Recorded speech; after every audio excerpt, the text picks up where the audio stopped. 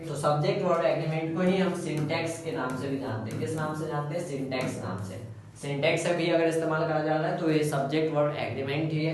ठीक है, तो सबसे basic rule subject verb agreement का क्या है ये आपको पहले समझना है कि सब्जेक्ट कब प्लुरल होता है और वर्ब कब प्लुरल और सिंगुलर होता है, यानी उसका नंबर लिखना है। जैसे बेसिक रूल ये है कि अगर कोई नाउन है, अगर हम नाउन में एस और एस लगाते हैं तो वो प्लुरल बन जाता है। क्या बन जाता है? प्लुरल बन जाता है। और अगर वही हम वर्ब में एस और एस लगाते हैं, जो उल्टा है, वर्ब में अगर हम एस और एस लगाएंगे तो वो सिंगुलर बन जाएगा। ये बेसिक चीज है जो आपको पता होना चाहिए। जैसे एग्जांपल के तौर पे आप बॉय लिखते हैं, बॉय क्या है? एक नाउन है, और इसमें अगर हम एस लगा दिए तो ये अब इसका प्लुरल फॉर्म हो गया। बॉयज क्या है? प्लुरल है। ये क्या है? प्लुरल है। ठीक है, इतना तो आपको पता होगा।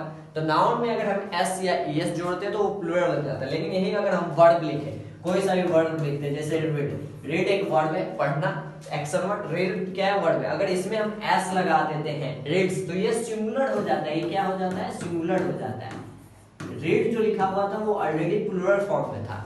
रीड क्या था? प्लुरल फॉर्म में था। एस लगाए सिंगुलर हो गया, यहाँ एस लगाए प्लुरल हो गया। एस और एस अगर हम नाउन के साथ जोड़ते तो वो प्लुरल हो जाता है और वर्ब के साथ जोड़ते तो सिंगुलर हो जाता है। ये बेसिक फंडा है इसके।